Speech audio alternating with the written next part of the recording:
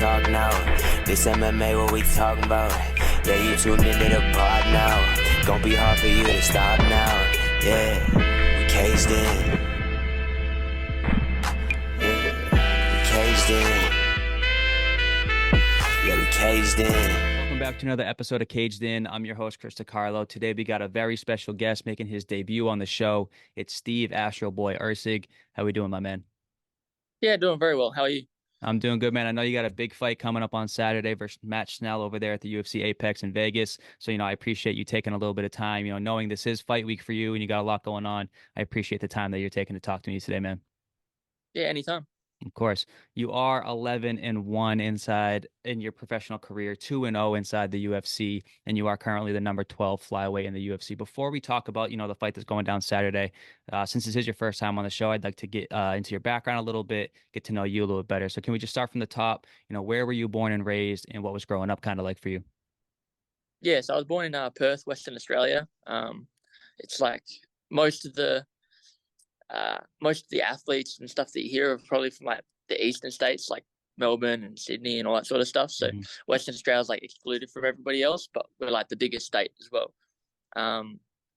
So I grew up there, like any young Australian. I wanted to play football growing up, so played AFL rules from I know the time I was 10 or 12 until I was 18. So I played some senior footy as well.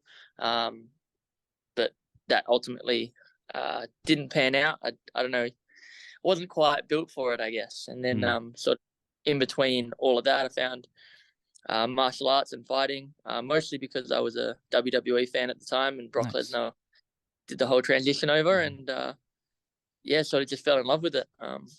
Started fighting at 18 as soon as I could, and haven't looked back. There you go, man. What's the story behind, you getting into the gym for the first time? And once you kind of got into the training aspect, when did you realize that you didn't want to just be a body in the gym, you wanted to actually get into the cage and compete as well? So I wanted to compete before I'd ever stepped into the gym. Again, as I said, I watched Brock Lesnar have his first fight, and I don't know why, I really like competition. So if I was going to do something, I want to compete at it too. I talked to my dad about it, and I thought we were on the same page, but it turns out we weren't. So we actually went to the first gym together, which was Wilkes MMA, but it was a martial arts gym, and I wanted to fight out of it. So I was like, oh, well, I guess you can still compete out of here. So we went there, trained for a while, and then realized it wasn't exactly what I envisaged, I guess. And so sort of lost interest. We were doing like lots of Carters and that sort of thing. Lost interest, and I stopped going. And then my dad decided he enjoyed it, so he kept doing it. Right. And then 6 months later, he started coming home, showing me like, oh, this is a rear naked choke, this. Like, where the hell was all this sort of stuff when I was there? Right. And so I sort of back up, and basically the big change from when I started to when I came back to the gym was David Wilkes was taking over, and he was the head instructor of the gym now. Right. And he had a background in Muay Thai, and he loved obviously combat as well. So I trained there for quite a few years up until I was, well, I guess 18, just training in the martial arts there, and then there were really no competition avenues, I thought, until I rocked up to sparring one day, and one of the other guys enrolled himself into a sparring day. So as soon as I found out that we could compete out of the gym, I was straight in. I also enrolled in the sparring day, rocked up, had Dave hold pads and coach and all that sort of stuff for me. And I told everybody that that's what I really want to do. I want to be a fighter, blah, blah, blah. And I had my first 2 fights on the same day. And honestly, it was horrible. I mean, I won both my fights, but I was terrified. I thought I was going to vomit the whole time. Right. And my first one went quick. My second fight was like grueling as, and it was just, I wasn't sure something I wanted to do, but I already told everybody that this is what I was putting my mind to. So I was like, I better show up for the second, for a second crack at least. And yes, the second time I enjoyed it a little bit more, and eventually fell in love with it. Yeah, man. The rest is history, as they say. Journey is obviously still commencing, and there's still plenty of room for you to get to wherever you want to be in this sport, man. So hearing that, I always like hearing the origin story behind people, Yeah. especially somebody that's made it to the top level of the sport like you have. Hearing that origin story always intrigues me, and I'm sure it intrigues a lot of people that are listening as well. Let's get into your nickname a little bit, man. You go by Astro Boy. What's the story there behind the nickname, man? Give me the origin story behind the Astro Boy nickname. There's honestly no good story. All that happened was that we were like brainstorming nicknames Hmm. before or after one of the fights or whatever. We're just sort of taking the piss. And then Hmm. my coach's girlfriend at the time goes, "Oh, what about Astro Boy?" And everybody liked it. So it stuck. That's it. Yeah. There you Not a go, good, man. yeah, but that's it. There you go. Sometimes that's all it takes to get the nickname, man, and it obviously has stuck. It's been one that's been with you for a better part of your career, and it's still the one that you hold to this day, man. So, and it's honestly it's a unique nickname. It's one you don't really hear. You hear a lot of the same nicknames a lot. I don't think I've come across an Astro Boy before. There was an Astro girl on one of the Ultimate Fighters, and she was also Australian. But yeah, I've never heard Astro Boy. For sure. And for the people that are going to be tuning in on Saturday to watch you fight, man, and maybe they haven't seen you fight before in the past, can you kind of just describe your fight style to them and what they might be able to expect from you on Saturday? Yeah, I'm always looking for the finish. So I'm going to be or whether I'm coming forward or going backwards, I'm trying to find an avenue to finish my opponent, whether it's on the feet, on the ground. If it does go to the ground, it's a lot of scrambling. Yeah, just action packed, really. There you go. Let's get into your fight history a little bit. You are 11-1 as a professional, 2-0 inside the UFC octagon, and you mentioned that you came up through the Australian regional scene. And Australia has really been known for breeding some of the toughest and most well-rounded MMA fighters that we've seen at the top level of the sport. What was it like for you coming up through that Australian regional scene? And do you think that you got enough experience and exposure to the point where it's prepared you for competition outside the country as well? Yeah, definitely. I think, especially Eternal has done a really good job at building a show that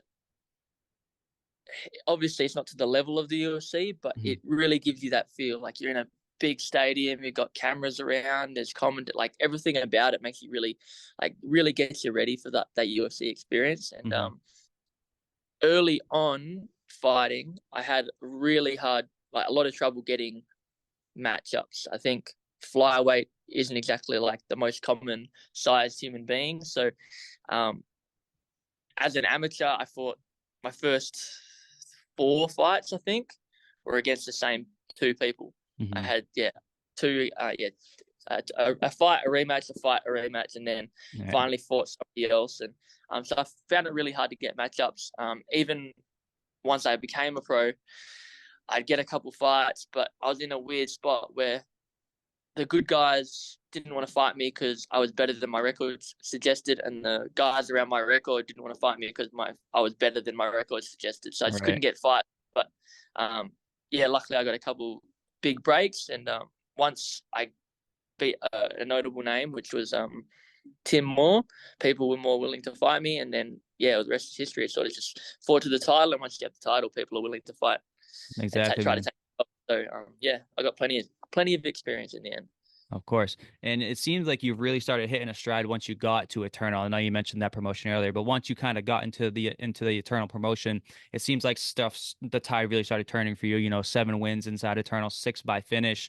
Um, did anything specifically click for you in that time of your career that you can remember that kind of caused you to go on a run like that inside the bigger promotion in Australia? No, nothing really clicked. It was just I was working the whole time, and I just needed people to show up. Really, Hmm. I had again. Not only did I have opponents fall up, but I had whole shows closed down and stop me fighting. So Right. uh, yeah, just nothing clicked. Just consistent training and a few, just a good promotion to find fights for me. Of course, man. UFC Fight Night in May 2023 is when you got the call to fight Clayton Carpenter, make your UFC debut. Unfortunately, that one doesn't end up happening and you don't end up making your debut on that show. But can you remember that, like, when you got that phone call and what the emotions were like, knowing that you were now officially like a UFC athlete? Well, I got So I knew I was in the UFC after my Eternal fight. So Hmm. I knew that the UFC were coming to Perth because it was the next day. Right. And you see that they some of the executives and stuff go to some of the local shows and watch the fights, and so I knew that was a possibility. So I knew that I had to not only finish the fight, do it impressively, and then I had to try to be exciting in some way. So I had a speech like roughly prepared. Obviously, things change and that sort of thing. But so yeah, I try to be as exciting as possible. Got the job done, and then yeah, straight after the fight, Hunter Campbell and Mick Maynard were backstage. They called me back, and they said I was part of the UFC. So that was like Nice. the big thing. That, oh man, this is amazing. Kind of surreal. Like obviously, I was very happy, but it didn't feel real almost yet. So it took a week or two to sort of sink in. And so when I finally got the call from about Clayton, I knew it was just a matter of time before I got a fight. So that wasn't as exciting as that eternal moment. Right. And how long, from the eternal moment, finding out that, you got the contract and you were signed to them getting you your first fight, how long in between was that? Was it a long wait for you, or was it a pretty quick turnaround? I think it was 6 weeks, 8 weeks, something like that. Yeah, not too bad then. Not too bad. You end up making your official UFC debut at UFC 289, where you took on David Dvorak, who is a true veteran of the sport. Looking back on that unanimous decision victory, how did it feel to go in there, get your hand raised? You were a betting underdog coming into the fight, and not only that, you get the win and the 50K performance of the night bonus. Pretty good night of work for your first time on the job. How did that feel for you that night? Yeah, it was awesome. You never know, like you can believe in yourself all you like, but you never really know how you're going to match up against the best in the world. And yeah, I didn't get to fight random guy having his debut. I got to fight somebody in the top 10 straight away. I believed I was at the level, but it was a great feeling to sort of solidify that and come in and not only have a good performance, but have a win. And then, yeah, I obviously didn't get the finish. I was trying. And then to get, I was watching the post-fight press conferences and stuff, which I always do. And then, yeah, to hear Dana White give me a bonus was, amazing. Didn't expect it. Came out of nowhere. So, yeah, great experience. For sure, man. Definitely one to remember, with it being your first time in the promotion and having a night like that. Definitely has to, sink in and set your confidence up for, whatever comes for you in the future. It probably gives you a little bit of that validation that you were looking for, with that being your first one, huh? Yeah, of course. And yeah, the thing is though, like I wanted to make sure it wasn't a fluke. So, Right. I had to make sure I came out and won the next fight too. That one didn't go as well as I'd hoped, but I did get the win still. So, proves it wasn't a fluke, and yeah, keep rolling. Yeah, man, that second one came at UFC 295 versus Alessandro Costa, who, was a late replacement. That was a little bit of a crazy fight. Round one, you kind of crack him. Round two, he pushes forward and kind of cracks you. How are you able to adjust and, adjust the game plan going into round three, buckle down and secure that unanimous decision victory, man? Yeah, so I knew that I just had to sort of eat away and find times to take control time, I guess. Obviously things happen in the stand up, like it's volatile, and even if you have control, like you're pushing him back doesn't mean you're winning. So I was like, I'll take 30 seconds. I'll take 30 seconds on the fence. He'll get out. We'll go back to striking, hopefully land some good shots, and then I'll take some more control, whether it's a takedown or on the fence. Once I put him there though, I think just a combination of he was tired as well, and he didn't want to get out. So I was like, well, I'm not going to let him out if he's not going to get out. I can get 3 minutes of control time here if he doesn't leave, and then I can go back to striking after. So It was sort of, it looked boring. I wasn't happy with it. I was fighting with myself the whole time not to break and just go back to punching. But I thought I'd rather win and be boring in that moment than lose excitingly. So I took the win. Got you, man. You got to do what you got to do to go out there and get the W. And, that's kind of where it puts us at now, 2-0 in the UFC, getting ready for fight number 3 inside the promotion. Let's talk about your training camp for this one that's coming up. I know you're over at Wilkes Academy still in Perth, correct? Yes. For those that may not be familiar with, the gym, can you kind of describe, like the vibe of the gym and kind of what the environment's like for you guys over there? Yeah. So like we still are like a very family friendly gym. We have like the kids martial arts on one side of the gym. And then like a lot of people that come for the jiu-jitsu class and the fitness classes that are not necessarily there to compete, but we do have a very solid competition team now. So we have a great striking coach, which is David Wilkes. Our wrestling coach is my father, and then we have our the strength and conditioning coach, it's Jody Wilkes, and they all do a really good job of preparing everybody. And we've got a really good competition record now. So we're definitely starting to blossom as a good fight team. And I think in the next few years we'll really start to take over Perth. There you go, man. And who were some of your main training partners in camp? Anybody that's kind of, you mentioned the competition team. Anybody that we should be keeping our eye on for in the future? Yeah, so one of them is who I brought over with me to help me train while I'm here, which is Louis Gustafsson. He's fighting, he's fighting on Domination, I believe, which again a local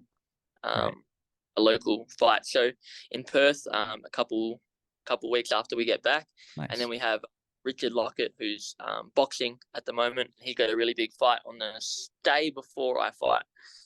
So yeah, those two two of my training partners that are just shout out for a fight coming up basically. Yeah. Perfect, man. We'll be keeping our eye out for them for sure. And I always like to ask that question as well, because there's a lot of those guys in people's gyms that maybe people don't really know of too often. So I do like to ask that so I can kind of, keep an eye out for them as well. So I appreciate you, keying us in on them for sure. All right, man, let's get into it, man. UFC Vegas 87, you were taking on Matt Schnell, who is 16-7 as a pro. What do you know about your opponent, and then how do you feel about his game? Obviously he's very good. He's well-rounded. His bottom game is quite dangerous. Like off his back, you got triangles, you got guillotines. He does a great job there. And then on the feet, he's mostly a boxer. And he's likes to come forward and really sling and punch, and he's not afraid to get into a war. And although I think he is a very good fighter, I do think obviously I'm a little bit better. So my plan is to pick him apart in all facets, on the outside, on the feet, taking him down, whatever. I just think I'm better all around, and I think I'll really show that on fight night. There you go. And stylistically, I know you touched on it a little bit, but stylistically, when you look at the matchup between you two, is there any specific areas that you feel like you have the bigger advantage in than he does? I think if I'm on top, it's probably the biggest advantage I have. I have quite solid top control and submissions from there. So I think if I get on top, it's his biggest problem. But I'm good everywhere, and I can hang with anybody anywhere. So there you go. And you did touch on a little bit, and you mentioned that Schnell is known for getting into some crazy exchanges. He likes to create chaos, in all areas of the matchup. How do you plan to handle that aspect of his game? And then how do you plan to succeed, once, the script once you go off script there? Yes. I mean, I mentioned Richard Lockett before. He has unbelievable cardio and a great chin. And I've been sparring with him for such a long time, and he just walks forward constantly, and it's exhausting, just round after round. He just won't stop. So I've been preparing for somebody like Schnell for a very long time. I'm just going to basically make him walk into my space and put some shots on him. You were scheduled to fight Schnell, before. So I think he withdrew, and then that's when you got the Alessandro Costa matchup. So you have kind of been preparing for him for a little bit. Has anything changed since, when you originally got the fight to having this fight now, maybe since it's been a little bit longer in time? Has anything changed in your preparations for him? No, nothing's changed. I do small preparation for people. I might do some submission defense, or I might change some of the weapons I'm practicing. But as a whole, I'm mostly just focused on improving my all-round skill set. So if an opponent falls out, it doesn't matter. I'm still getting better at everything. For sure. And I know we don't want to look too far ahead, but with a win on Saturday, you will be 3-0 inside the UFC, and you will have just be in the number 9 ranked flyweight in the division. What would that mean to you to, now finally crack that top 10 in the rankings? And then is there any future opportunities that you'd be looking forward to with that new number next to your name? Yeah, so it is cool to be, it would be cool to be inside the top 10. But I don't pay too much attention to the numbers because, again, there's no specific criteria as to why is this person number 10? Why is this guy number 9? It's sort of people's opinions. So if I go out there and have an amazing performance, they put me 7. If I go out there and have an average performance, they put me 9. yeah, I don't pay too much heed to it, but yeah, with a win, I definitely want to fight a guy who's coming off 2 losses in a row, which sounds weird, but his name is Brandon Moreno. So I want to add a ex-UFC champion to my resume. There you go, man. And speaking of that fight, I was going to ask you that about that because, you are a flyweight. Big flyweight matchup just went down on Saturday night between Brandon Moreno versus Brandon Royval.